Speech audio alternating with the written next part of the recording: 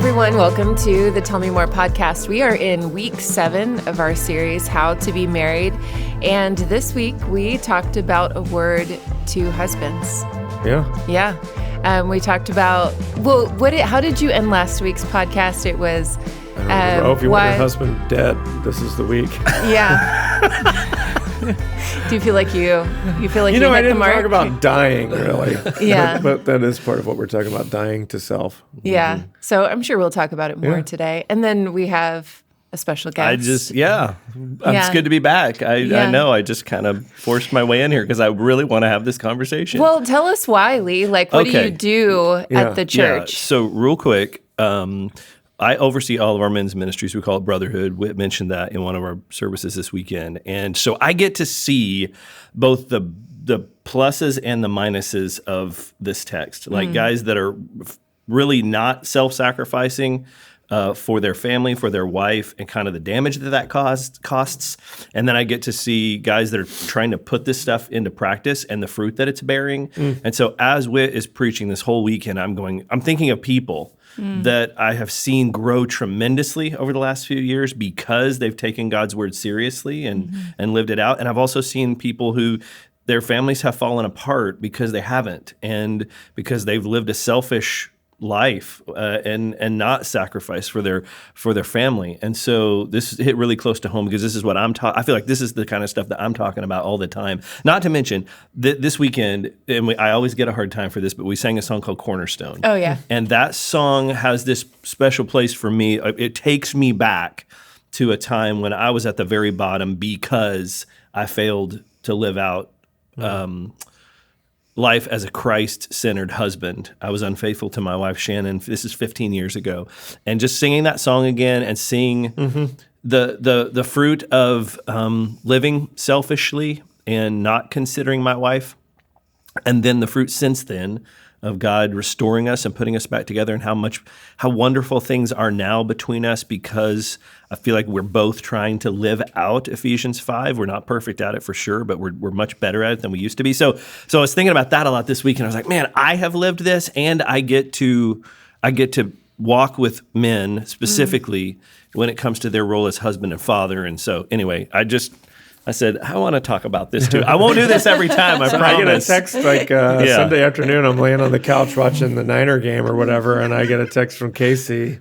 Hey, Lee would like to be on the podcast. What do you think? I said 6 times. I don't have to be, though. I don't have to be. But I know, and we know that. Thanks for saying yes. I appreciate it. Absolutely. Yeah. This is a conversation I care a lot about. So, yeah. And I thought the message was great, man. Well, thank you. Okay. Well, you did talk this weekend a lot. You didn't talk as much about dying, but you did talk about this idea of power. Yeah. And so let's just walk through it, and then Lee, I know you're going to jump in with any kind of stories you have, or just things that you're thinking along the way. Yeah. So you talked about how Ephesians 5:25 specifically challenges husbands? Is it? Yeah. Or how does it challenge? Maybe not challenges husbands, but challenges our understanding of what power is. I don't know. Oh, yeah. Ephesians. So what specifically about verse 25? Are you just talking about the verses that begin there? Husbands, love your wives. What are we? Yeah. And I actually remember you having it up on the screen. It said, husbands, love your wives as Christ loved the church and gave himself up for her. I remember you underlining. Yeah. Okay. That. Okay. I see. Yeah. So, I think, so it's a word to husbands because the beginning of this was that if we believe that there's an ordered function to a home, and so really what you're kind of dealing with is, why does Paul not give the same commands to both? He gives different commands to wives than he gives to husbands, and really anywhere you find commands to husbands and wives in the New Testament, they are distinct from each other. There's it's not to say that there's nothing that's shared, but generally or almost exclusively there are distinct commands.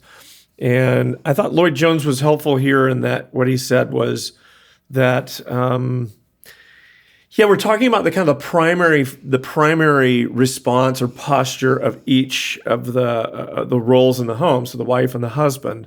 So the wife, submission, the husband, headship. but really that expressed in love.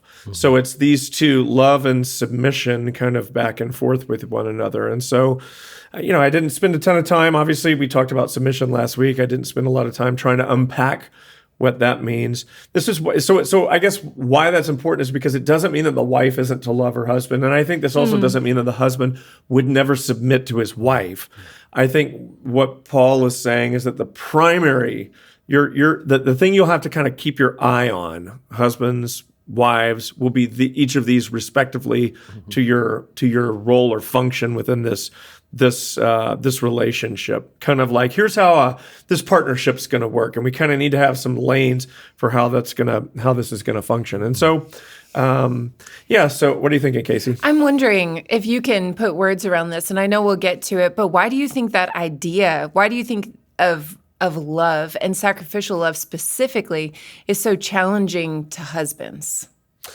Why do I think it's because I think our notions, so I think our notions of leadership or power are just deeply influenced by our experience, by our culture. That shows up in movies and stories, but also in practice, in how a business works or how the government works or how, like people who are in charge tend to use their power to like I get to boss everybody around. That's generally the way. In fact, I think that's part of why we don't like the word submission. I actually think the word submission and any words associated with ordered, I as I've described husbands and wives, ordered and function, all this type of stuff. And in our conversations around all of this, if the word hierarchy comes up, that usually gets kind of we're hesitant because there's such a negative connotation to these things that it's like, I get to be above you. And I was thinking about this weekend. I tried to explain it. Hopefully, we could all kind of think of examples, but like even when a little child gets power, like some measure of power in a they're playing school and one gets to be the teacher, or for whatever reason, maybe a parent puts one in charge, just, in a small way. They tend to use their power immediately to start bossing others around, to try to control. And they use it as a kind of onerous power, sort of top down. You must do what I am saying. And that's just the way we view power. So I think it's threatening in some sense because there's this idea that, if I have this position, it means I get to be the one in charge. Yeah, I was listening to something actually this morning, and it was talking about this idea of leadership and power, and it was saying a lot of times we view power as entitlement. Yeah, that's a good way to think of it. What we actually need, and what God is doing, is He's entrusting us with something. So rather than thinking of it in terms of entitlement or privilege or what I get because I'm leading, it's what have I been entrusted with as a steward to because I'm in this position of leadership. And Lee, I would be interested in, like, practically speaking, when you see men struggling with this idea of sacrificial love, what is underneath that for a lot of them? I think more often than not, it's just selfishness. And we all have that. Like, we all have a level of selfishness. And you're talking about kids. We see that among children as well. And you hope with children that level of self-centeredness, it's all about me, kind of over time comes out. And it's weird to me, and I want to answer that question, but just before we get off of what you just said, why sacrifice is a word that we seem to be much more comfortable with, even though it's a very demanding word or concept, than submission. Yeah, and Jesus models both, but it's like when we think about, maybe it's cultural, but for me, I know when I think about sacrifice, there's something really noble. And, you want to sacrifice. When you hear submission, you're like, oh man, I'm really got to put myself in the second seat. Yeah, it's weakness. It's an inferiority, I think, is what goes along with the word submission in a way that does not go with sacrifice. Sacrifice denotes a sort of willful choice to lay yourself down. Maybe that's it. But I think submission is like, is like this willful subjection. Just Thank you guys. I really do appreciate you bringing this to the surface, because that is absolutely how a wife would feel, this idea of submission versus sacrifice. And there's a noble connotation with the idea of sacrifice, like I'm sacrificing for you. Yeah, and also I think, sacrifice allows me in so many ways to kind of continue to express it within my own gifts and strengths. Kind of have some control. But submission carries with it this idea of suppression. Mm-hmm. Just bury that. I know. Just don't use your intellect. Just don't keep your voice down. Yeah. Be quiet. Mm-hmm. It's more the posture of like a child, or how how we might think of a child. And so it is a little bit more. There's more nobility to sacrifice than I think, at least in our kind of implied, our context, the way we view it, which is why I think the word submission has to be. Sacrifice doesn't have to be explained in terms of, hey, I think even if we don't want to sacrifice, I think we can all agree. It's easy for us to like admit that there's some nobility to that there's something good. I may not want to do it, but it's noble. Submission almost feels pathetic. Yeah, it does. Cool. It does. Well, the word does, right? Totally. Yeah. This pathetic role over here I've been assigned. Yeah, I agree with that. Yeah. And I think in the church, we have some responsibility to push against that narrative or that concept of submission, because Jesus models both. Mm-hmm. Absolutely. Perfectly. And to submit is to follow his lead. And that's where Ephesians 5 begins, submit to one another out of reverence for Christ. So anyway, I just find that interesting that both of those words, we feel differently about both of those words. But to answer your question, I do think, and the New Testament has a lot to say about growing up. You're a child and you grow up. And I think for lots of people, but I work with men, I see one of the greatest problems in marriages is a lack of maturity. It's just I'm still kind of self-centered like I was when I was 16. Yeah. That's and so I'm going truly. And that's, you got to grow up. You got to start taking responsibility. That sacrifice. Yeah. And that's where I see this. I've heard this idea referred to as a manager. Yeah. Like a teenager man. Oh, wow, I like that. That was me. So I remember, I don't know if I've told this on this podcast before or not, but I distinctly remember having this feeling after I'd been married to Heather and I wanted to buy something. I don't remember what it was. And I was having to get her permission for it, and she was denying me. How frustrated I was, because I remember I just got out of this situation. In other words, I was just with my parents for all these years, and I had to ask them, can I buy this? Can I buy that? Or whatever. And most of the time it was because I didn't have any money. But even, it was just part of it is because a parent sort of manages your life. But now here I am, and I'm having to get consent from my wife, and I'm like, and I remember raging against that internally. I don't want to have to submit anything to you. I wish what and I remember feeling what have I done? I just got out of this where I could be free to kind of go do what I want to do. Yeah. And now you're sort of calling me. And that kind of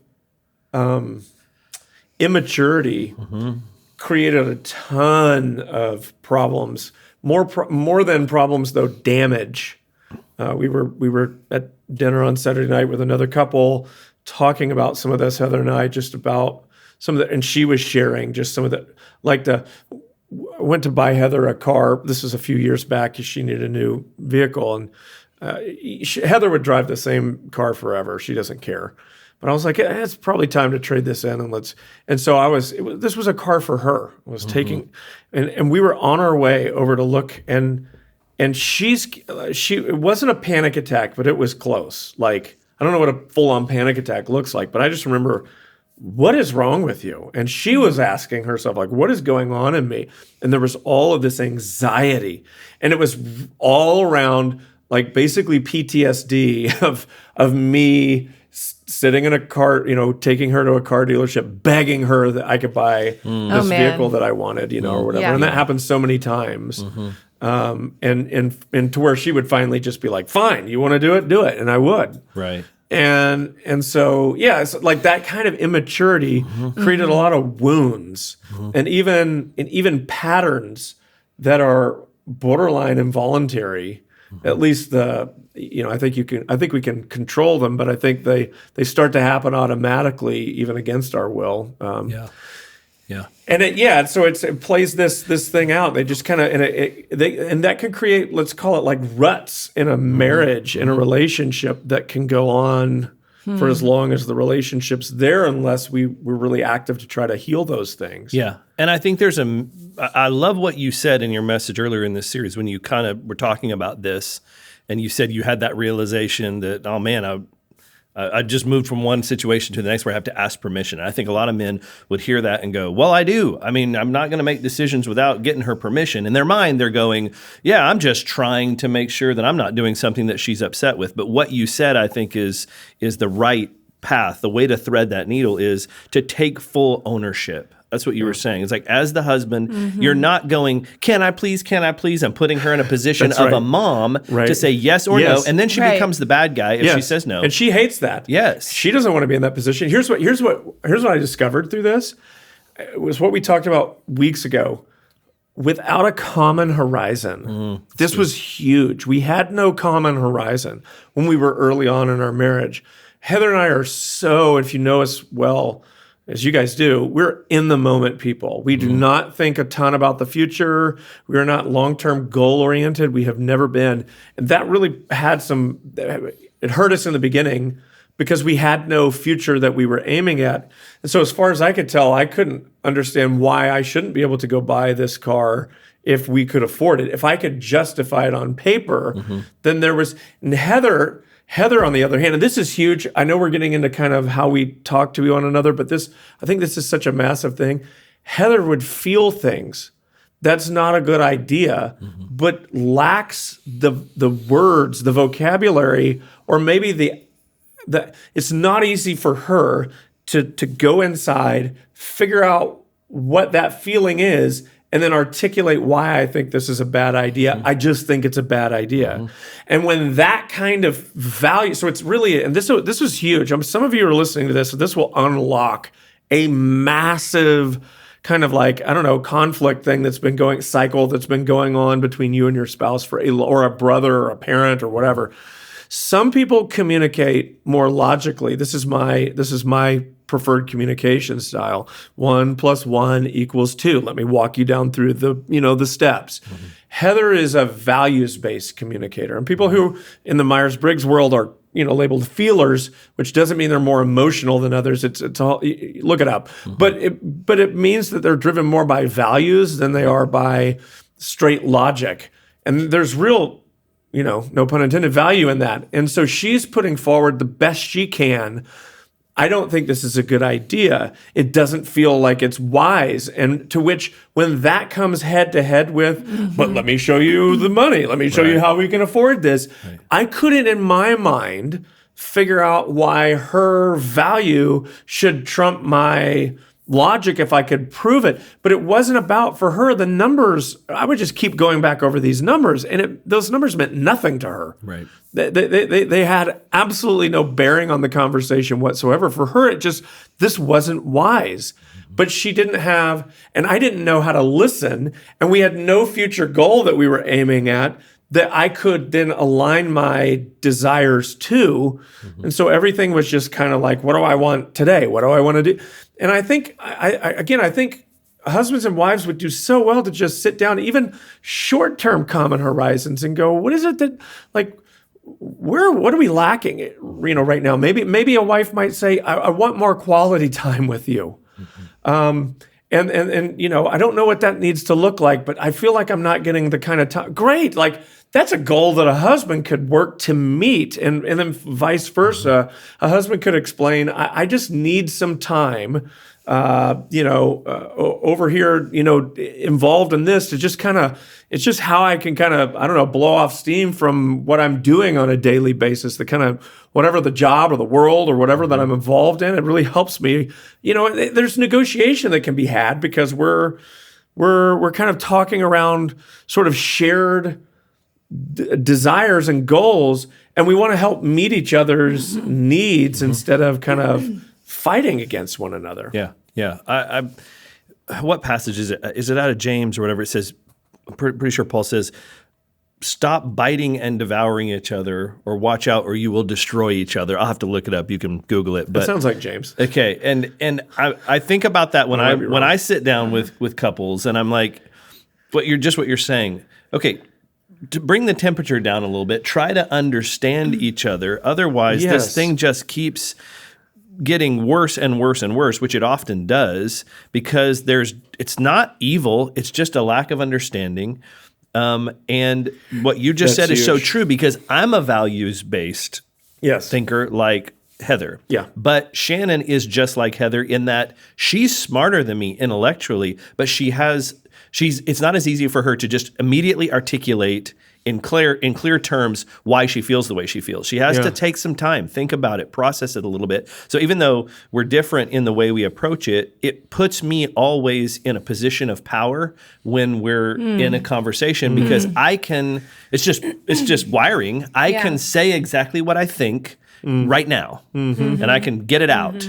And she needs a little more time. And so if I don't... It means you can dominate pretty quickly. If I don't manage that I can just win. Right. Yeah. And I heard somebody talking about this before. He's like, just because you can win an argument with your spouse, do you really want to win every argument with your spouse? What is that going to do to them, even if that's true? Yeah. Even if you could, why would you want to do that? It's going to hurt them. It's going to push them down, silence their voice. And so just a little bit of grace and mercy for one another to turn the temperature down a little bit in the midst of those situations and go, let's take some time. Let me give you some time. Let's take some time. Yeah. But a lot of times they need a minute to think about how they feel, or to think about what's.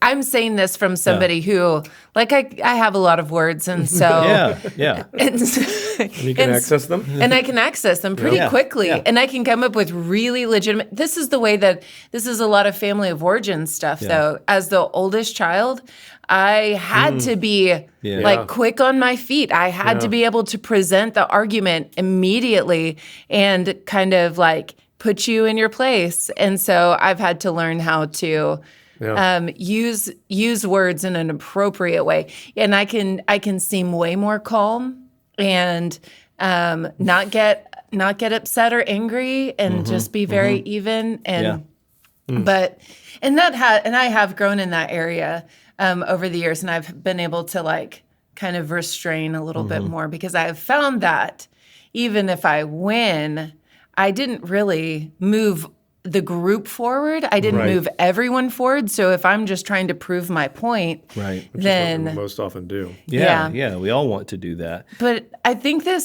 I'm going to transition us, because I do want to talk about this idea of leadership and authority, and the way that Jesus in Matthew 20 kind of turns this idea on his head. And I think this is what we're talking about essentially, is taking a step back, allowing somebody to kind of think about, okay, and that's decentering ourselves, or decentering a person in leadership or a person in the position of power, and allowing this person to kind of have a moment rather than to dominate them. Does that make sense? Yeah, you're there to serve them. Yeah. So you want to unpack Matthew 20? Yeah, we can unpack Matthew 20, but we can also talk about, like, how does that idea reshape our understanding of authority and leadership?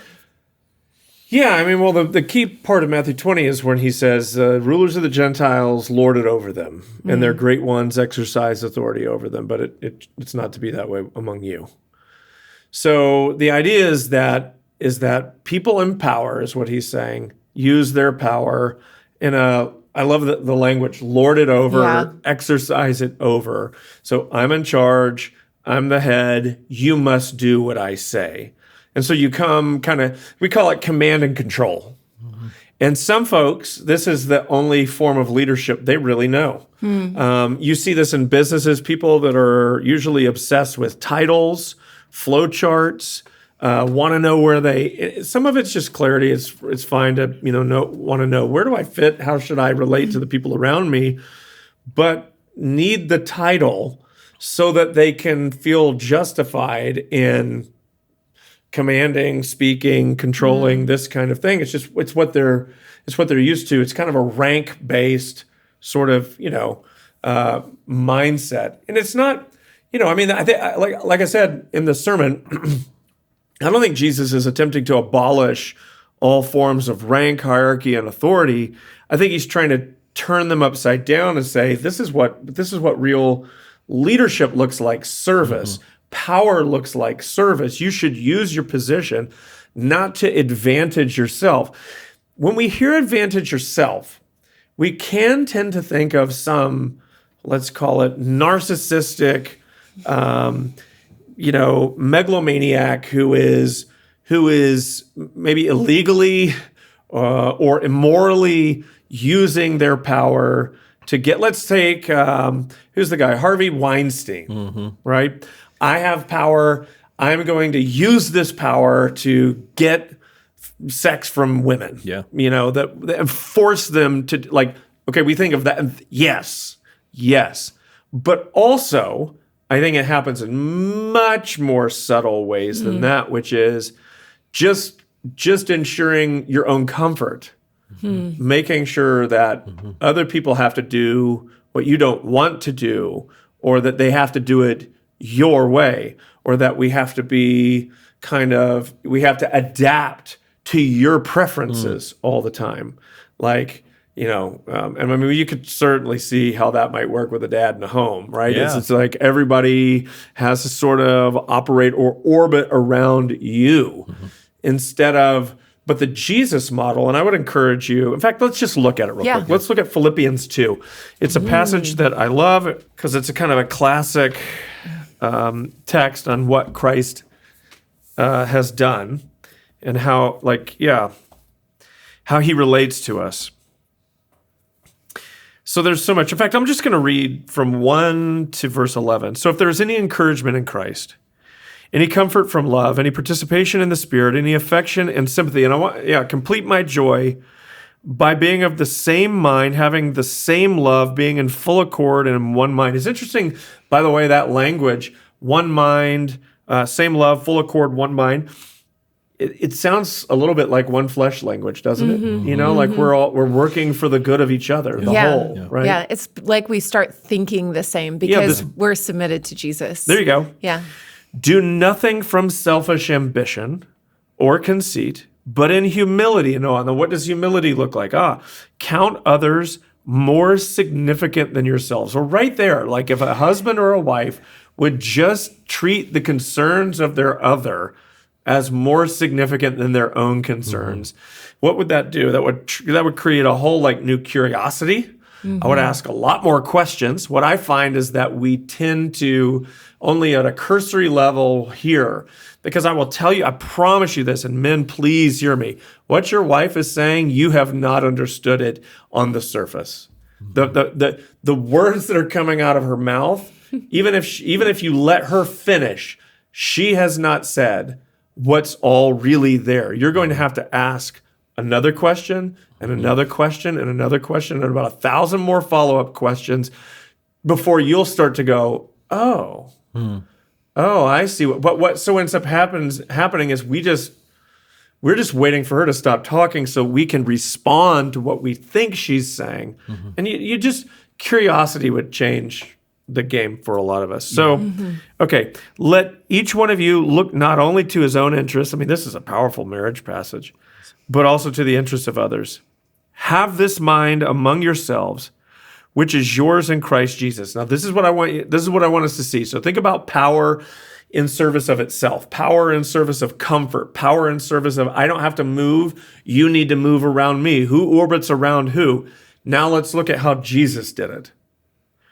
Okay, who, though he was in the form of God, he was here, did not count equality with God a thing to be grasped. In other words, he didn't cling to this so he wouldn't have to move, but he emptied himself by taking on the form of a servant. So now we start to see he's moving from where he was, equality with God, to now where he is, the form of a servant. Being born in the likeness of men. I mean, we're getting even more into it now. And being found in human form, he humbled himself by becoming obedient to the point of death, even death on a cross. Therefore, and this is what I was talking about, you go down to go up, God has highly exalted him and bestowed on him the name that is above every name, so that the name of Jesus, every knee should bow in heaven and on earth and under the earth, and every tongue confess that Jesus Christ is Lord, to the glory of God the Father. I mean, what a passage. Mm-hmm. If you're wanting to go, husbands love your wives as Christ loved the church, and you might say, well, how do I do that? I would just spend some time right here. Mm-hmm. Ephesians 2, 1 through 11. Like, read that daily. Mm-hmm. Mark down those different qualities. Start thinking about how he's done that for you. I mean, this is a great starting point. Yeah. I do think that within the church, this has always been a challenging passage for me.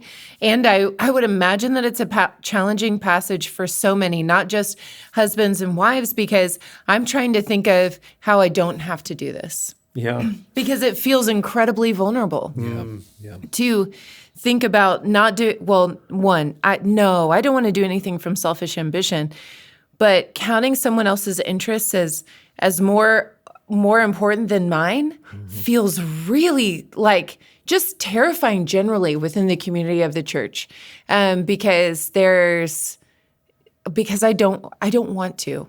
Just frankly, I don't want to, because don't want to be. You're going to be miserable. I'm worried I'm going to be miserable. Yeah. I'm worried I'm going to be taken advantage of. Yeah. And so, how would you, if somebody is asking that very real question of, am I going to be taken advantage of? How do I see this very clear command? Mm-hmm. But what does this look like practically? Yeah, I think it asks, and we talked about this a couple weeks ago. I think it asks a question: what do I really believe about God's role in my life? Because the second part of that says, if you do this, this is what happens. And there are other places in Scripture, several, that say, if you humble yourself, God will lift you up. And so we're at that point of we're listening to the first part, like you're saying, going, that doesn't sound like fun. I don't really want to do that. Not getting to the second part, going, do I really believe that God is going to place me where I most want to be? I may not know it right now, but is he going to put me in the place that is going to be best for me if I follow what he says? So there's this level of, what do I really believe about? Because what we tend to do is go, I see how this plays out in the economy of the world around me. Right. And if I do that, then I'm never going to get mine, and I'm never going to get the promotion, and I'm always going to have to do what everybody else wants me to do. And it forgets the fact that God says, if you follow what I'm asking you to do, I'm involved in that. I'm going to show you things that you cannot yet see based on the situation around you. There's also an interesting, it's also something of a, how would I put it? A distortion of God himself. Because if you think that serving others, and I'm in this boat, if you think that it's going to make you miserable, what does that say about God? What does he do? How miserable must he be? What a horrible life he's had. Or is that true? Right. Again, it strikes at the nature of kind of how we think about God. That either God isn't good, or life won't be good if I do things God's way. That this will work out worse for me. That the only way to real happiness is to kind of separate, right, and go, I got to find this for myself, because God's way is only going to lead me to misery and boredom. And I think that's the fear. It is. And so, but what I've found and I think what we get, two things we can affirm. One is that God's way does come with pain, because it comes with death to self. But the resurrection part of it, and it's not always just down the road, like 10 years from now or 20 years from now, but there is some of that where it's both now, but it's also long term. I mean, I was by no means a perfect father, but seeing my kids, one of the best, most rewarding things is to look out on a Sunday morning and see all 5 of my kids on the front row. And it's not, and several of them, because they want to be there. We can no longer make them be there, but they want to be there. And last night, as we sit down, in the evening, we had burgers out on the back patio, and there's just joy within our family. I told Heather multiple times, I said, it really doesn't get much better than this. I mean, just to be able to sit down with our kids and there be peace. And it's just like that's the reward. That's part of the reward that you get from this is like the sacrifice means, is paired with the reward. Part of the reward of it is this joy that we have together. And that's what this sacrifice, I think, is pointing to, is that there's this joy of community. And I mean, that's ultimately why Christ does it, is so that God can be with man can be with God together.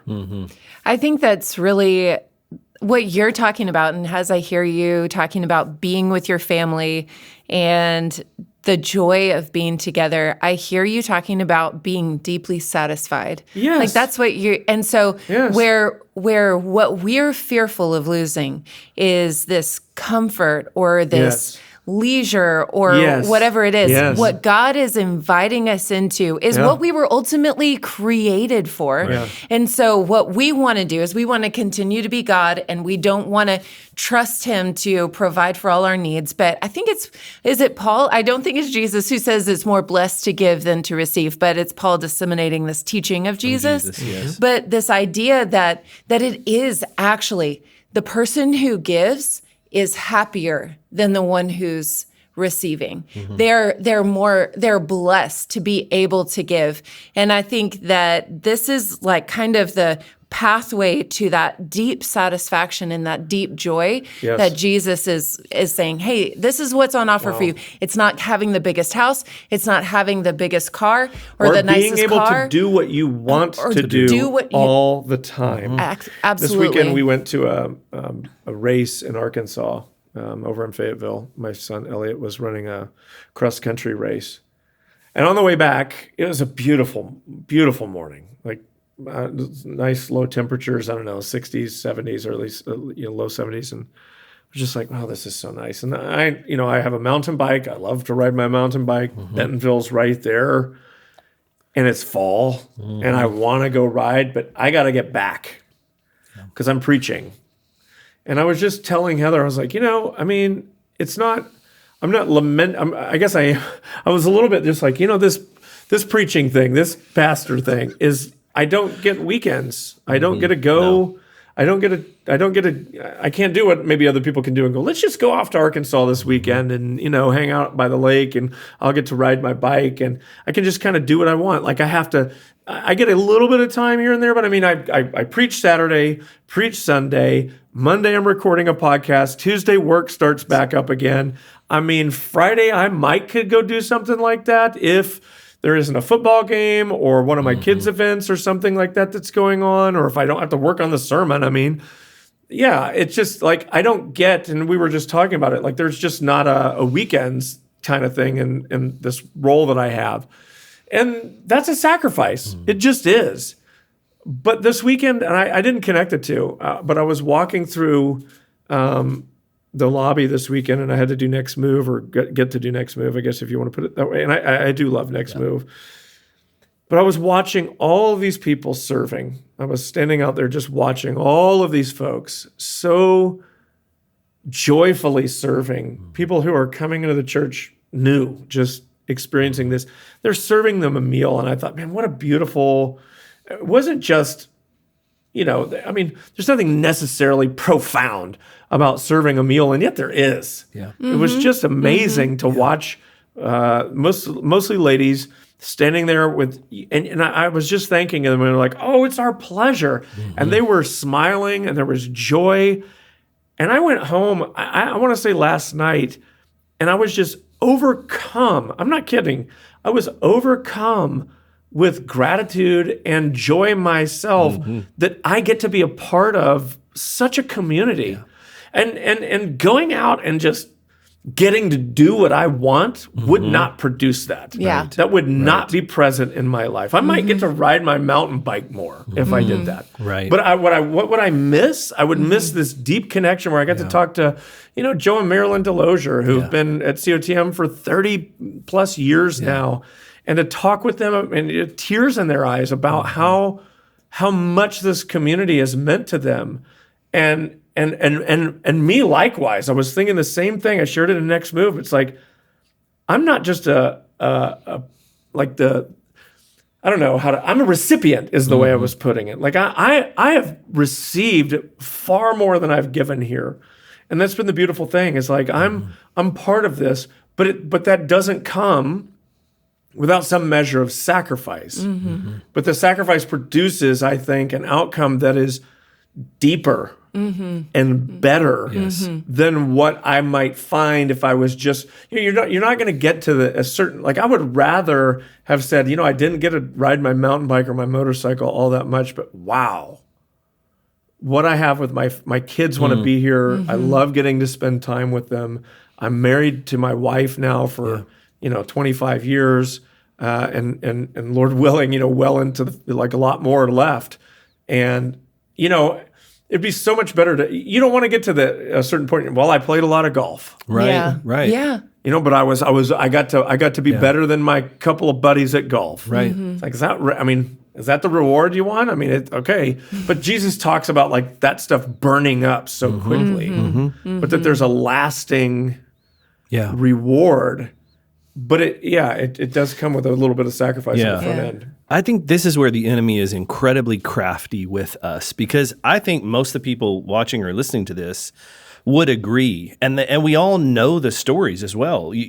People that get to the end of their life don't go, I wish I would have made another $100,000. They just don't do that. They don't go, man, I just wanted a Maserati. Like nobody says that on their deathbed. And we know that. Like deep down we know that. And in fact, I would say people that are going through a lot of suffering and struggle, that is one of the gifts of suffering and struggle. And maybe somebody is going through something really hard right now and you're like, why me? But I find, and a good friend of mine is going through a really significant struggle right now.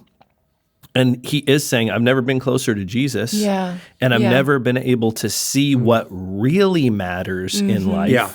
But here's what the enemy does. He puts this wool over our eyes. It's not that we can't see, it's that we don't see. And I would say this to husbands in particular. It's not that we're not aware of what really matters. We know that our golf game and getting closer to par isn't the best thing, and yet we'll orient our money and our time toward those things. Yeah. Not because we don't know, we just forget. He clouds our vision. Really, and so I think that's part of being in a church community. Short-term focus, and hearing truth from the Word of God, from a pastor, and being in community. These should all be things that kind of go, oh yeah. These are the things that matter. Lee, is I would also put the power of obligation with that as well. Yeah. When obligation, like I don't have a choice to not be here this weekend.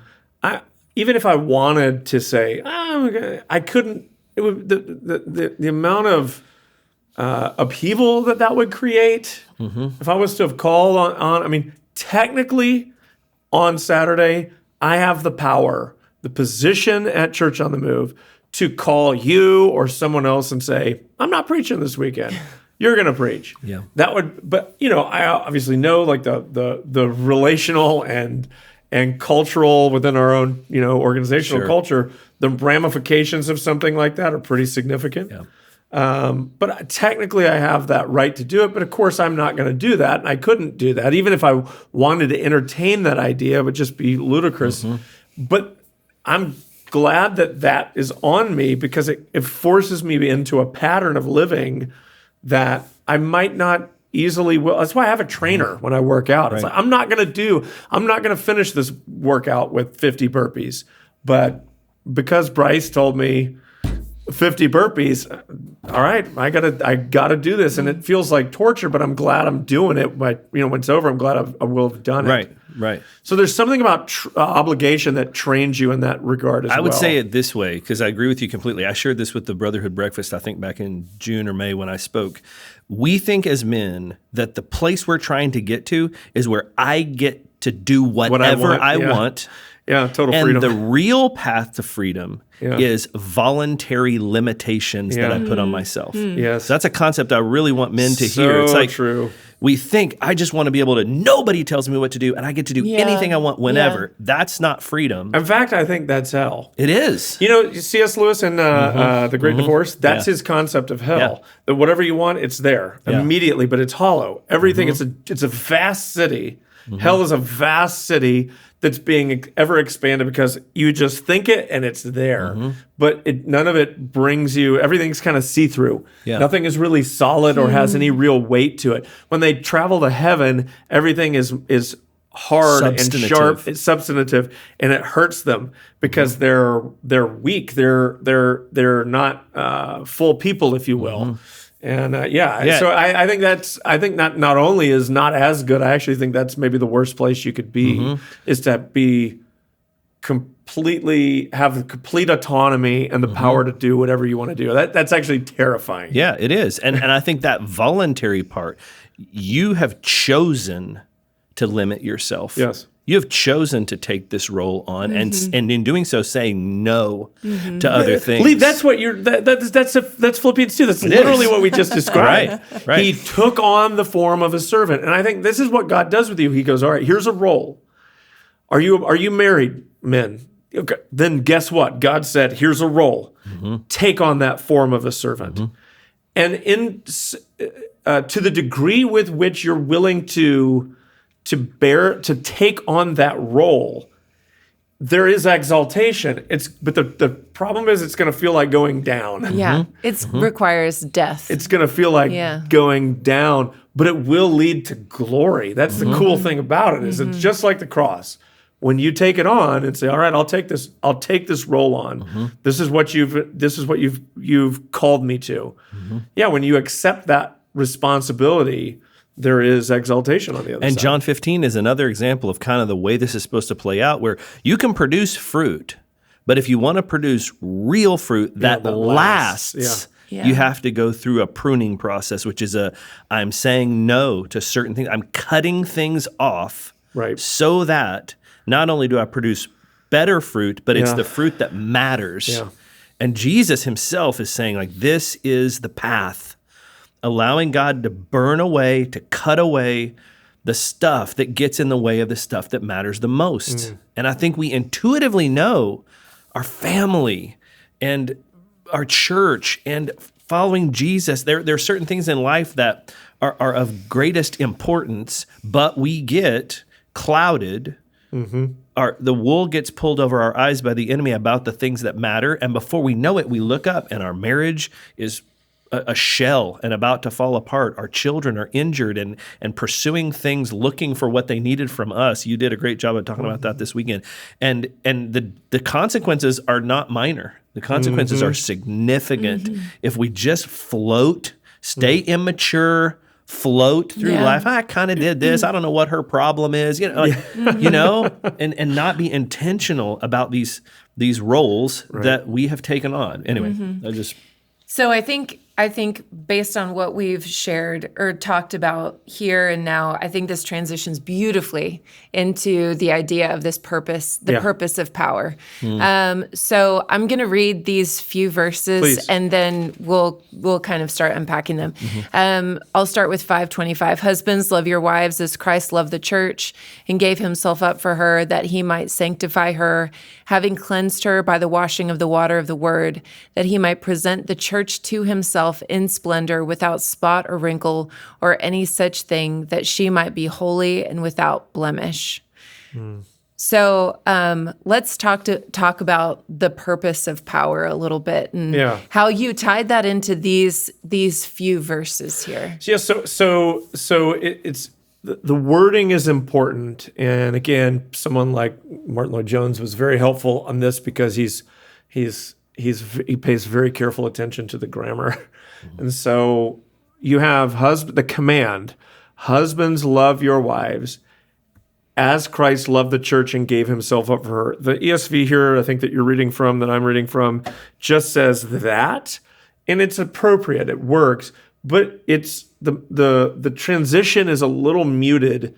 So it's in order, that is the idea. So what he's saying is, love your wives as Christ loved the church and gave himself up for her to this end, for this purpose. Here's the outcome. So this is the command. Now here's what will happen. Here's what that love kind of, here's its purpose, here's its goal, its aim. And it is this purifying, sanctifying. He talks a lot about cleansing, presenting to himself a church without stain, or wrinkle, or blemish, holy, blameless, glorious, radiant. There's a lot of different words depending on the translation, but I think we get the idea. It's this perfecting kind of love. And the idea is that the love of God toward you is not just this, it is a saving love. But when we think of saving, we think of, because of kind of most of us, our context, that sounds like a prayer that I prayed when I was a kid to declare that Jesus is Lord, or maybe getting baptized or something like that. It was a kind of thing that sort of some spiritual declaration that means I'm now a Christian. It is very disconnected for many of us from how we think about how we live our lives. That stuff is just try to do better. But the saving part is what we think of as kind of a one-time, cross a line, I got saved kind of decision. And maybe you have that written down in a Bible, or maybe you remember when you did this. It's always, depending on churches, and ours would be one of these, it's like it's tied to praying a prayer at the end of a service, or an altar call, or raising your hand, or something like that. And there's benefit to that, but there's also, salvation is so much more comprehensive than that, I think, biblically speaking. And it's not just about adherence to a certain belief, but it is about allegiance to a whole new king and kingdom, to where I am now being formed or conformed, depending, into a new image. That is the image of Christ. I'm becoming like Jesus, to put it plainly. And this sanctifying, perfecting love, that his love toward you is not just the forgiveness of sins so that your record is clean, but it's also the sanctification of your life in the now, which is like you're moving forward, in time, like you're moving to some place. You're becoming something, I think, is a way to think about it. Who are you becoming? Are you becoming more like Christ? I talked a little bit about this weekend, but I think it's a tragedy that older Christians aren't always more caring, patient, kind, sacrificial, generous than they were when they were younger. It seems crazy to me that you could get more selfish as you get older in Christ, older physically and older in Christ. That doesn't make any sense to me. Because as I'm moving forward in my relationship with Christ, I should be developing and growing, and hopefully tomorrow I'm more like Jesus than I am today. And if you ever get around, I've talked about this before, I was around, and I don't know him well, but I spent a week around Ray Ortlund. He taught one of our classes, and if you don't know Ray Ortlund, please do. Read a book that he's written. He's phenomenal. And his demeanor, and maybe it's just, I don't know, I didn't know, he was, I think when we were with him, he was either 70, close to 70. You want to talk about the most encouraging, Jesus-centric, just like knew the scripture so well, has a Hebrew Bible open in front of him that he's not bragging about. We're all sitting there, and he's like reading we're studying the Psalms together. He's reading them in Hebrew. We're just looking at them in our English Bibles, and I'm like, holy moly. I mean, this guy he's written commentary on Isaiah, Proverbs. He's a brilliant theologian, pastor, thinker. Amazing. By the way, he has a new book out. I haven't read it yet, but it's called To the 10th Generation. And it's about, he mentioned this idea of 10 generational kind of impact. And it was amazing. I was so struck by his, I'm going to call it a childlike faith that if it's in there, that's like he took it so seriously, the scriptures so seriously. Not like this word means this and not this, but like, oh, if it says 10 generations, then then that's what it's going to be. And I was just like, you really believe this? Yeah. I mean, I say I believe it, but you really believe it. Yeah. And I found myself just going, I want to be like you. Yeah. When I get older, like when I'm 70, I hope I'm like you. Yep. Yeah. I hope when I'm around that I'm not trying to come alongside a bunch of younger pastors and impress them with what all I know, but that I make them the star. Like I'm lifting them. He was doing all of that. I was blown away.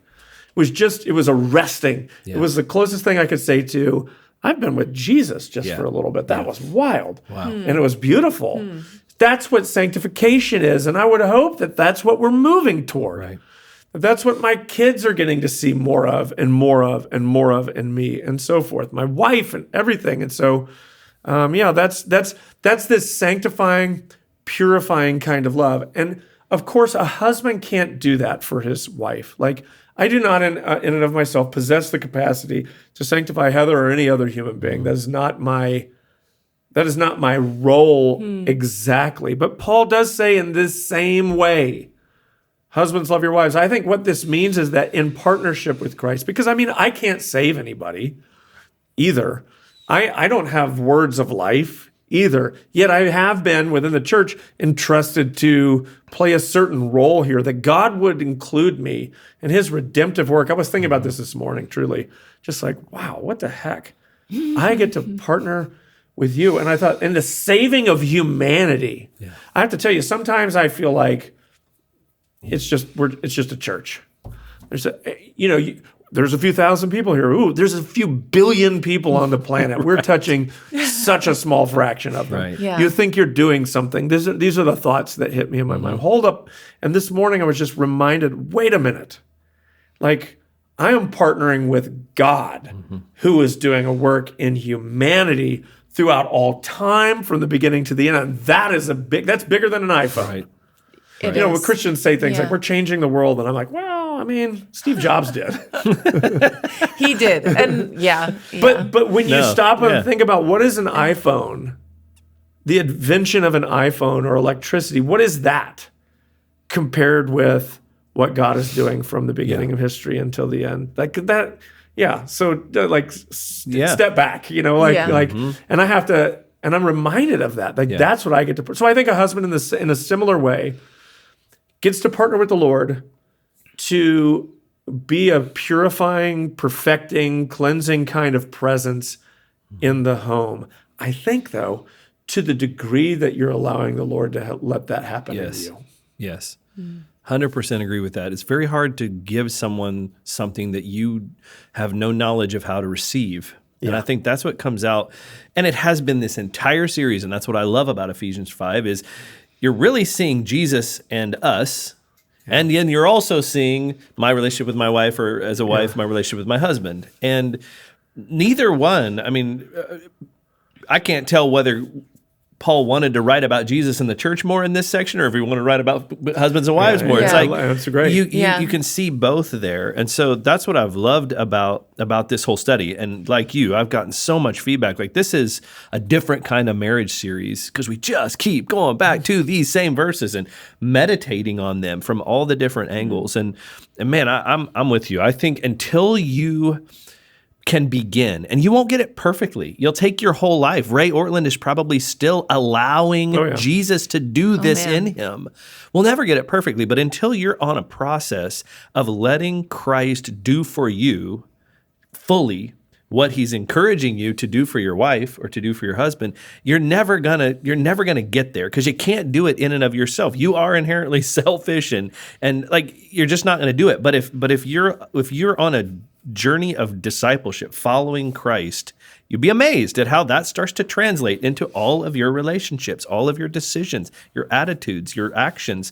And I think that's what's so key. That's why, and we talked about this, I think, 2 weeks ago, when people come and say marriage problems, and we say, look at Jesus, look at Jesus. Yeah. That's going to be the very first step to solving marriage problems. So anyway.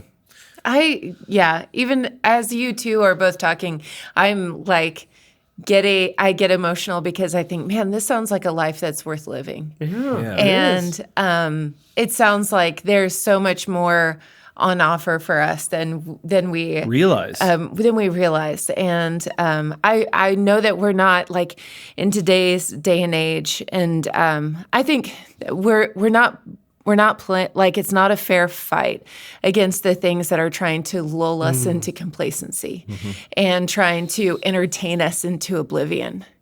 And that there's something that's just so much more beautiful and compelling about the gospel than the things that so often vie for our attention and are really, really good at doing it, really good at distracting us. And so I'm thinking about to the 10th generation, like just having the long obedience in mind as we're parenting and as you guys are being husbands to your wives and fathers to your children. And the power, I think you spoke so beautifully to this weekend to encourage and to build up with your words. Yeah. And even to know, I'll say this to you guys, even to know you do this with your wives and you do this with your kids, but you also do this. There's a specific kind of power in the way that you speak to coworkers or the people that you lead that does carry with it a voice of authority and even the voice of a father that is incredibly meaningful to the people that you're speaking into. So how would you both say that you have used that for better or for worse in your lives? I've used it for worse a lot. Yeah. Especially one of the things I said is power is not something, the power you have is not given to point out flaws, but to draw out potential. I think that's what's being talked about here, the potential of who someone could be. And I use my voice quite a lot to point out flaws. It's easy for me to see them. It's just the nature of my mind, my makeup, whatever. I see flaws, and sometimes it's good. Like there's a value in it. You might not believe that there is, but there is. It's useful to be able to go, it's a little weak here. We need to adjust this, or we could fix that. But learning when and how to use that voice and when to shut it up too, and how much more valuable as well, just my encouragement and support, and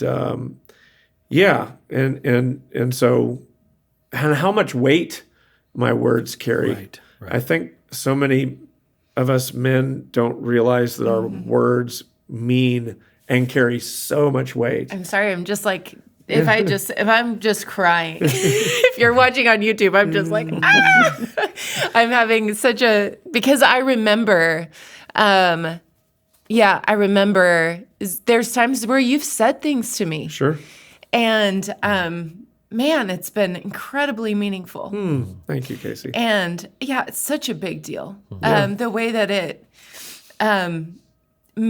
emboldens you and makes you feel seen and valued, and things that you've said to me too. You guys are just you're both a gift to me personally, and I feel like I'm a better version of myself because of you two. Thank you. So We are too. mutual. Yeah, we are. I think I have had a lot of words. I think that's true of the three of us for my whole life, and the ability to speak them. And I think early in my life, probably up to my early 30s, there were mixed motives around that. Like I think you always felt encouraged by me, but I could still use that as manipulation to get what I wanted, to win the argument. I didn't have to do it with being aggressive necessarily. I could do it in a way that I still got what I wanted, even if you didn't feel very bad about it, And I knew that I did that. Over the last about 15 years, I've really learned, because God humbled me, and I've been through a walk with Jesus over the last 15 years. It's been absolutely wonderful, wonderful. But what I've learned in that is I didn't even realize how much just words of encouragement and exhortation, I didn't realize just how powerful those were for Shannon and for Ethan and Isaac for sure, but just for anybody. I lived a pretty great life, great parents, good coming up. And I think I tend to just go, well, everybody's kind of like that. You just assume that everybody's experience is not that different than mine. A lot of people's experience is very different. Yeah. And a lot of people don't get one word of encouragement for a month. And if you just acknowledge something or just say, man, I love this about you. It's amazing how you can lift someone, help them. I see it, a gift of God in you, like not phony. I mean, be honest about it. But I think that's where I've learned, wow, there is a hunger for that among so many people, even people in the church that just want to be seen and recognized and loved. And often we do that through our words. And so, and that's where I have seen it. It's not, I'm not noble. It's just exercising encouragement to the body actually is incredibly helpful for a lot of people. You know, I think a way to think of it is and this is good for men to consider, the more authority you have, the weightier your words are. Yeah. And if you want to fancy yourself as someone, fine, you've got all this authority, great. And that means you should be the most careful with your words. Yes. So what you can't do is tell me that you're really powerful, but that you get to just pop off and say whatever you want. Yeah. Those two things can't be true together. Because the more powerful you are, the more weighty your words are. Let's look at Jesus. Great. Most power, most weight. His words carry the most. Everything else that's in this book is resting on the weight of who he is and what he said and did. And so, so if you fancy yourself as someone with a lot of authority, you've got to be really thoughtful about your words. I think of the example that you used a few weeks ago when you taught the sword and the scalpel. Yeah. And I hated when you had that scalpel in your hands. I hated it. You pulled that off because I knew it was incredibly sharp. And you understood this. I think it was Dan who loaned it to you, who said, you will cut yourself. Right. Did you end up cutting yourself? Did you cut yourself? I didn't. Good. I didn't. Well done. But he's like, it's that sharp. If you just even touch anywhere on your skin, it's going to cut you. That's amazing. Yeah. And I think so I think what made us all my mom, I'm sitting in the front, we're so apprehensive about you holding that is because we know the power that thing wields in your hands. And I think if you thought of your words like that, you know, when a 3-year-old tells you something, you're fat or whatever. Kids say crazy things. Right. We laugh. We do. But someone that is powerful says that to you. It's a whole different ball game. We can laugh off the 3-year-old because their words don't have a lot of power. But the more power you accrue positionally, whatever it is, that's why when a dad says to a child, you know, affirms, encourages, or criticizes, you could have run faster. You should have made that shot. Instead of just like, man, I'm proud of you. You know, there's any number of ways that we can envision this, right? But your words have so much weight, and when you use them, you have to use them sparingly, carefully, thoughtfully, like you would a scalpel. You would never just wave one of those scalpels around, just sort of, you know, willy-nilly, whatever, right? You would be very thoughtful about how you held it, how you used it, all the things. Yeah. I think that same thing is true here with your words, and I related it specifically to words. It could be words, it's presence, but it's just this role that I think a father has and a husband to stand guard over a home is the image that I had this week. And although Paul isn't using quite that language here, I do think this purifying, cleansing, you're removing, and you talked about this with words, contaminants, but I also think this has to do with lies, deception, whether that be self-deception or a deception from a lie of the enemy or a culture or whatever, that a father and a husband has a way of speaking a word that cleanses a daughter, a son, a wife, that cleanses them from that lie. Maybe not in one word, but maybe It might be. It might be the continual. I referenced this week, and I've seen it so many times.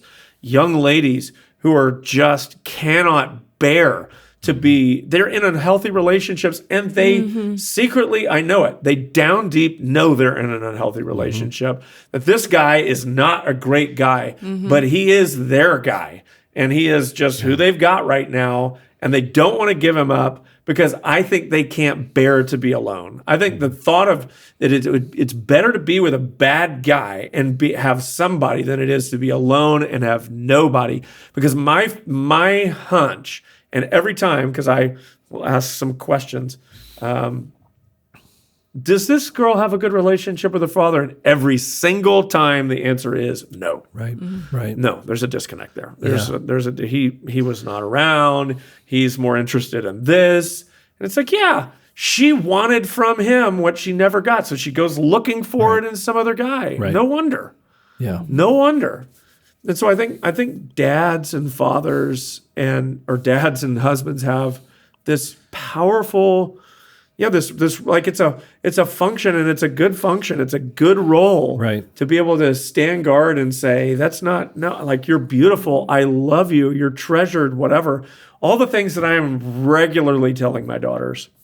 That's so empowering. I love this idea for dads and for husbands that might be listening or watching this, because think of all those messages that your daughter or even your wife are getting, just bombarded by messages in the world.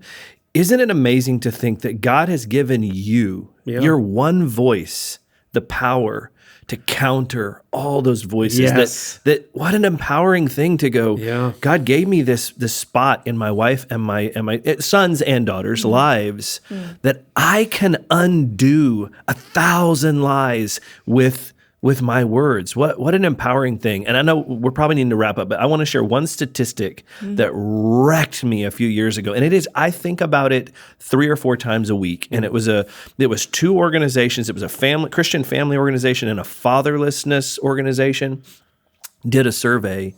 And Aaron Davis is actually one of our pastors around here. He sent it to me. And it was talking about in the nuclear family, how do people come to Christ? And it was talking about if a child in a nuclear family comes to Christ, what's the likelihood of anyone else in the nuclear family coming to Christ? And if a child came to Christ, it was like 27% chance that somebody else in that family would come to Christ. If the wife or mother came to Christ, it was actually like 2% lower. It was like 25%. Really? Oh, wow. That someone else in the family would come to Christ. But if a husband or father accepted Christ first in the nuclear family, the likelihood of others, his wife or his children, coming to Christ was 93%. Big study, nationwide. Wow. And that statistic wrecked me so much, because I went, well, what that means is, and especially for me, because I oversee our brotherhood ministry, if we can reach men for Christ, we're reaching everybody. If we can impact men for Christ, that's the best evangelistic thing that we could possibly do, because no evangelistic effort has 93%. Like it just showed me, wow, the power, however you think about it, that a husband and a father has in the lives of his family to be a leader, to influence. Yeah, and I think this, what I want to say is, like, and I said this a little bit this week, and maybe. But I think leadership really is one, I think, very simple way you can boil it down is that leaders go first. Mm-hmm. I mean, that is literally kind of, when you think about it, a leader's in front. And it is this sort of go first. That is Jesus. Mm-hmm. I'll go first. I'll make the first move. The first sacrifice. He's literally called the firstborn. And so he is this first mover, this first actor.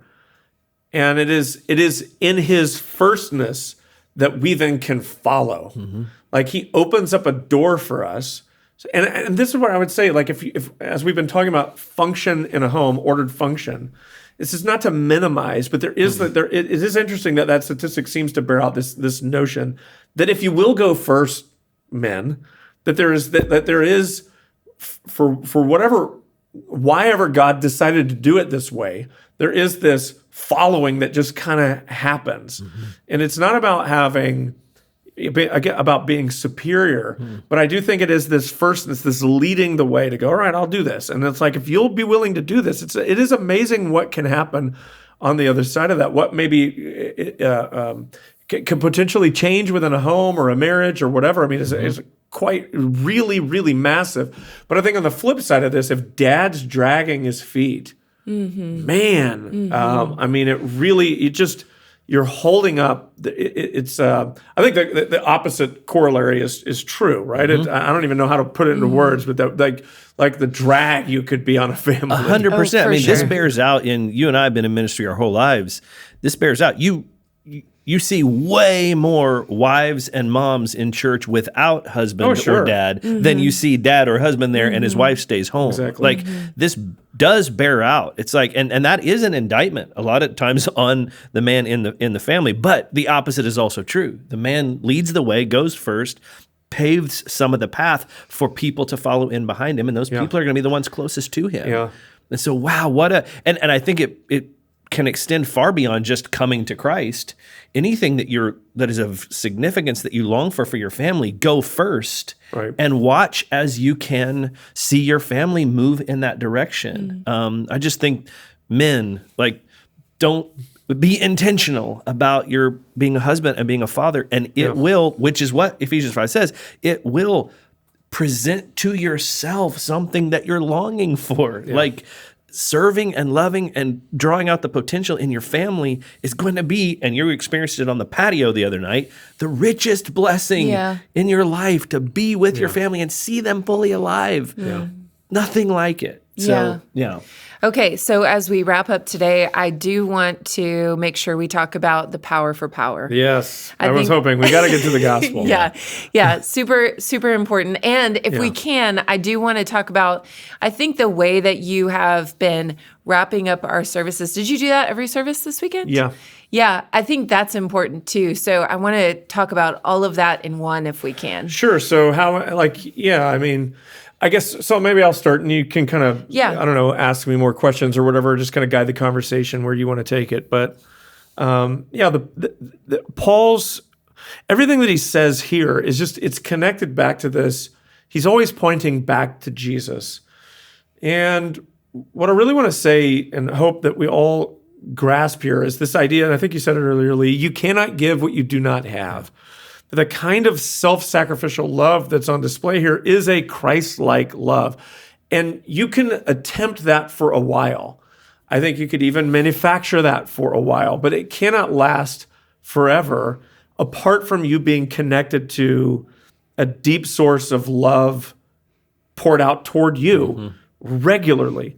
And so what I really wanted to do this weekend was just to kind of Again, because we've been doing it, the power for all of this, everything that Paul is saying is all connected back to your, or points back to your connection to the gospel, to the degree with which you see yourself being served in Christ, that he served you, loved you. Now, what I did this week just for myself was I read Ephesians 5, starting in 25, with a kind of a personalized set of pronouns, if you will. Instead of thinking about the church, remember that this is how God in Christ has loved you. Husbands, love your wives as Christ has loved you and gave himself up for you, that he might sanctify you, having cleansed you by the washing of water with the word, so that he might present you to himself in splendor, without spot or wrinkle or any such thing, that you might be holy and without blemish. That's how God has loved you. And I guess what I would say is, to the degree with which you not only understand that, but are living in the light of that, and I would also say that you feel that. That is hitting you at the heart. Because I think we're drawn toward what we desire. I think James K. Smith wrote a book about this. That it's the heart, we go after what we long for. And whatever you see as most desirable and beautiful. I mean, you go back to the tree, the knowledge of good and evil. It's this seeing something that I desire and going for it. And when you see Jesus as beautiful and desirable. I'm not just talking about trying to conjure up some image of a beautiful man. I'm talking about what he did for you when you are wrecked by that with regularity. I mean, I would call it weekly. You need to have, you need to be cultivating some kind of gratitude up. Like, I'm doing this as often as I can. I don't always feel it in the same way, but my hope would be that there would be at least once a week that I would be overcome with emotion and gratitude. That might result in tears. That might, but whatever it is, like, I would feel the love of Christ, be drawn toward him, that then I could turn and extend that out to my family, the people that I'm around. It changes your whole perspective when you're living in that light. And so that's what Paul is doing here. Husbands, love your wives as Christ loved the church. He's continually just kind of bouncing, as you said, back and forth between marriage, Jesus. Who are we talking about here? I think it's both.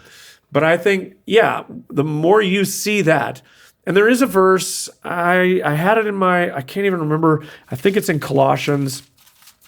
It's the "we with unveiled faces" verse. Anybody know where that is? Oh, it's is it 1 Corinthians 3? No, it's in 2 Corinthians 3. Corinthians 3. That's it. Okay. It's not in Colossians. It is. Thank you, Casey. You're welcome. It's 2 Corinthians 3. Yes. Ray Ortland, here I come. I'm just kidding. Good job. This great verse. You're on your way. Where is it? It's 2 Corinthians 3:18. 3:18. Thank you, Quinn. And we all, with unveiled faces, or unveiled face, beholding the glory of the Lord. He's talking about what you're looking deeply into. I think, guys, what are you looking at? Yeah. What are you spending time? A lot of guys my age are all watching YouTube videos, stuff that we like. That could be hunting, fishing, motorcycles, cars, whatever it is you're into. Great. I do this too. Be thoughtful about what you're staring at all the time. You will pursue what you desire. Yeah. So you need some time to do exactly what he's describing here, to with unveiled face, behold the glory of the Lord. And notice, it's so fascinating to me that the very next lines are being transformed into the same image. So what you see, so what am I beholding? The glory of the Lord. I'm seeing God's faithful, steadfast covenant love toward me. The more that I contemplate that and think about that, essentially what Paul is saying here is you will be transformed into that same image. You will become like him from one degree of glory to another. I never, as I said a few weeks ago, never understood this whole idea of glory, but just imagine being your most radiant, best self. Yeah. You look your best. You ever, like, physically, we understand what this looks like. I look in the mirror and I go, ugh. I'm not, like, there's not a glorious Whit there. Right. You know, it's like, and I'm thinking constantly about what I need to do to get to that image. Which, by the way, interestingly, maybe this will relate here. One of the things I've thought about just around this, how often we look in mirrors and see picture images of ourselves these days. It's got to be more than any time in other human history, by miles. By miles. And I don't know if you're like me, but I don't love what I see in the mirror. I don't really like myself, my body, all the time. And it's easy to look at and critique because I'm constantly being shown images of what I should look like, and I don't look like that. And I want to change that. But then I also go, but you're a 48-year-old man. What does it matter? Your wife loves you. Your kids love you. You don't have to look like one of the Hemsworth brothers. It'd be nice. But yeah. Okay. And so, but I think about this. It's this self-obsession. Yeah. We're constantly staring at ourselves. And what you're beholding, you're either filled with pride or despair around that image. Yeah. He's talking about what you're looking at.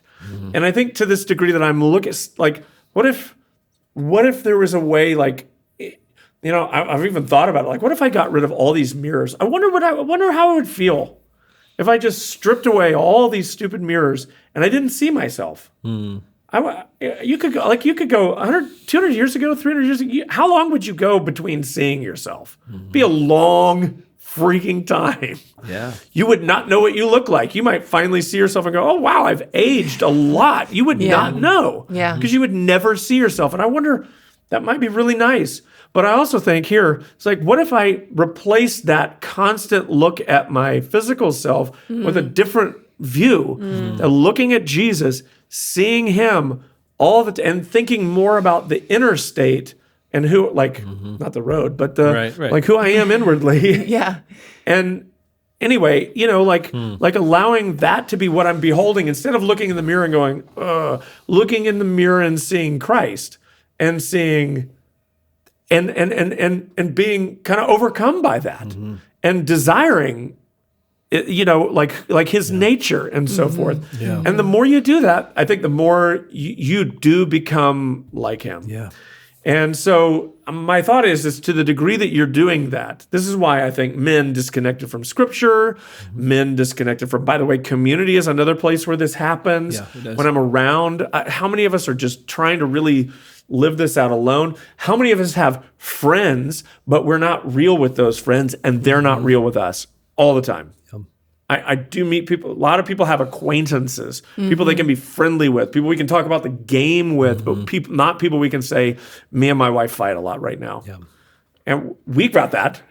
We talk about these things. We talk about the things that are going on in our homes and in our lives. You cannot believe how life-giving and transforming that stuff is.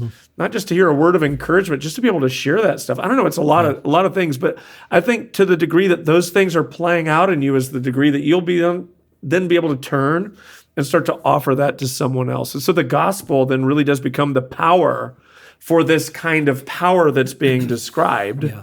In this passage. How do you use it? How do I do it? I have to be connected to Jesus in this way. That's really good. It's really good. Yeah.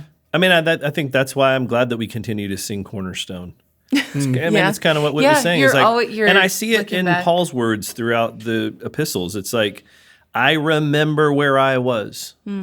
I remember what I was. But then Jesus rescued me. Yeah. And he placed my feet on a rock and he gave me life. And I love what you said this weekend and what you're saying now, Whit, about intentionally remembering the gospel in your life so that you can be a conduit of the gospel into other people's lives. First and foremost, your wife, and then your children, and then your friendships. I think that's where the power comes from. And the Holy Spirit living inside of us wants to and is intended to help in that process, a helper to keep us centered around the gospel, to keep our eyes fixed on Jesus. Absolutely. So that we become Well, he literally says here, for this comes from the Lord who is the Spirit. I mean, and then Ephesians 5:18, be not drunk with wine, but be filled with the Spirit. I mean, this is the prerequisite to this kind of love.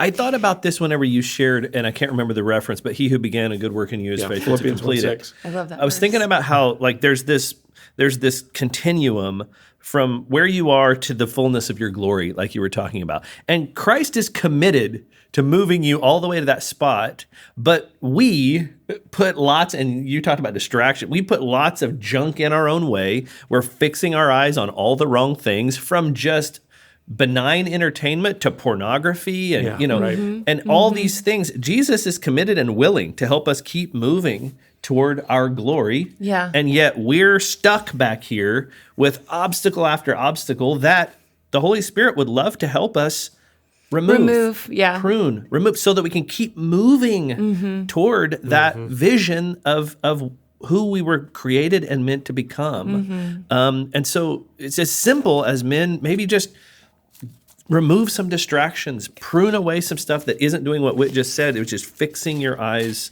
on Christ and the gospel. So I think that reminds me of the two verses that follow that Christ hymn that's found in Philippians chapter 2. Verse 12 says, therefore, my beloved, as you have always obeyed, so now not only in my presence, but much more in my absence, work out your own salvation with fear and trembling, for it is God who works in you, both to will and to work for his good pleasure, or to work, depending on your translation. But Interesting. I am confident that God is so much more dedicated to you, Lee, getting Yeah, he is. you to where he wants you to Then you'll go. ever be. 100%. And if we'll just cooperate with him, then and cooperation often means what you're talking about is removing things so that you can, like things that would be blocking your view from looking straight at Christ. So practically speaking, you guys are talking about this idea, and we're going to end here, about looking at Jesus, the author and finisher of our faith. But what does that look like for a guy who's like, well, I don't have a degree in theology. I don't really understand my Bible. Like, what do I do? And you alluded to that with this community idea. Yeah. But how does somebody like kind of reawaken this kind of love for the gospel and what Jesus has done? Yeah, I mean, I think it is, what you're talking about. I think probably the word, the community, which is the church, you're not doing this alone, and the Spirit as well, all kind of working in conjunction. It's going to take some practical steps on your part, and I think you have to understand, as Eugene Peterson said, I think we said this a minute ago, the long obedience in the same direction. This is going to happen over a long period of time. Yeah. That if you think about it, you're starting a journey that will be continuing for, in 1 billion years from now, you'll still be on this journey, right? So it's not like, I'm done. Right. But that you are continually pressing closer and closer to who Christ is. And so this is who you will be for the rest of your existence. And so, so I think it's helpful to kind of think of it that way. So if you're just beginning something, don't sweat it. It's like that's where you're beginning. And so maybe that would be, maybe for some of you, it's like getting a Bible. Some of you would be opening a Bible. Some of you would be sitting down in a Bible study that we might do. But there's no doubt you're going to have to get connected to this book. Right. There's just no doubt about it. I can, along with so many that might be listening, say, I grew up in a pastor's home. I knew a lot about the Bible. I knew many stories from the Bible, but I did not know the Bible for myself until, honestly, just in the last probably decade, 15 years or so, has been where that's really started to come alive for me in a new way. But previous to that, I would have been in the same boat that so many others were. I don't understand this. This whole unveiled faces thing would have made no sense to me. I would have read this and thought that's useless. I wouldn't have believed it was useless, but I wouldn't have felt as though I could do anything with it. And so that's where the community of the church comes in, because we're committed to helping you try to understand and learn these things. And that's where, again, Bible studies, COTMU, lots of stuff like that shows up. Brotherhood ministry shows up, where it is a group of people pursuing Christ together. And, when you're just kind of placing yourself in that sort of environment, atmosphere over a long period of time, a lot can happen. And so, I think it probably will take, for some of us, getting really serious about learning to read this book, maybe learning to read, period. Maybe some of us just don't read very often. We don't like to read, whatever. So it's going to be the working through the kind of monotony, the tedious nature of a discipline that we don't really like, but sitting down and what's cool about this is you can be reformed. You may have a short attention span. You may feel like you don't know how to read, that can change. Right. Yeah. You have it's like someone who's become addicted to sugar. And it's like, well, I don't like anything else. Well, because that's because you only eat one thing. Right. So don't think that's who you are. That's just what you've cultivated. So you're going to need to cultivate a different practice. And again, I think that's going to show up in community and with the word. I'm curious what you might say to that, Lee. Well, there were two things I thought about. One is a word that you just said, and that is to cooperate with the Lord. I think if we as men, and we tend to do this, think, I got to get this figured out. Yeah. I got to get this right. It's really good. And it's like, I think if you could view it a little different, like you said, God is more committed to you ending up in the fullness of who you were created to be than you are. Cooperate with him. And so much of what Whit just said are ways that we can cooperate. We aren't making it happen. We aren't saving ourselves. We aren't sanctifying ourselves, but we are cooperating with God to remove the things that shouldn't be there and put in the things that should. That's the first thing. And then the next thing I would say, if you're really at the beginning of the journey, I'm always encouraged. I think it's Acts 4. You guys could correct me. But when the people who were the scholars looked at the apostles and they said they were astonished. Took note they'd been with Jesus. These guys were unschooled, ordinary men, but they noticed they had been with Jesus. That was the thing that made them, though they were unschooled and ordinary, unique, powerful, different. And again, the things that Whit has said, there'll come a day when we get to see him face to face and the contours of his face and the color of his eyes. But until that day, in community and in the Word and with the help of the Spirit, that's how we're with Jesus. Yeah. And we're really with him in a true sense. Make sure you're with Jesus, and then you don't have to worry, I'm way behind, I came to Jesus late, don't have a Bible education. Doesn't matter. Be with Jesus. Be with Jesus. That's the path to him doing in you what he intends to do.